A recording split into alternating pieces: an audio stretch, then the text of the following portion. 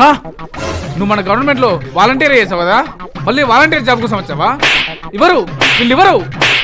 వీళ్ళు అస్సలు ఇవ్వరు. మళ్ళీ మనం గవర్నమెంట్ లోకి రావాలి, మీకు 5,000 జాబులు ఇవ్వాలి. నాకు ఆల్రెడీ మెగా డిఎస్సి జాబ్ వచ్చిందన్న. పక్క జరుగు. జాబ్ వచ్చిందా? మండుతున్నట్టు ఉంది. అయినా సరే వీళ్ళంతా చూస్తా.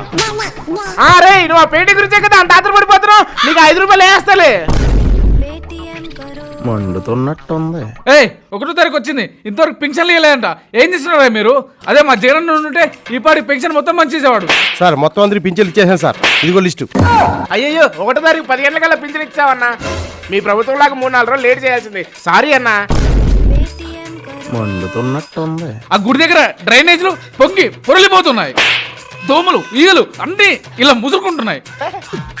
కంప్లైంట్ ఇస్తే పట్టించుకోరండి. ఇదిగో వాడే ఫోన్ చేస్తున్నాడు, విను ఓసారి. అన్న కంప్లైంట్ ఇచ్చిన గంటకే వచ్చి రిపేర్ చేస్తారు. నువ్వు వాటి మాకు ఎర్రపప్పు అయిపోతావు.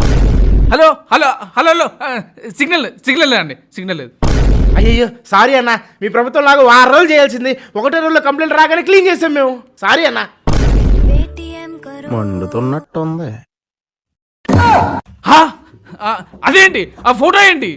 చంద్రబాబు ఓకే, మోదీ ఓకే, పవన్ కళ్యాణ్ ఏంటి? అవసరమా? ఇది బాధ ఏంటి సార్? వీడికి ఏ సమస్యలు దొరకట్లేదు, అందుకే దీని మీద పడ్డట్టున్నాడు. అయ్యో ఆయన పంచాయతీరాజ్ శాఖ మినిస్టర్ కదండి, అందుకే ఆయన ఫోటో పెట్టుకున్నాం.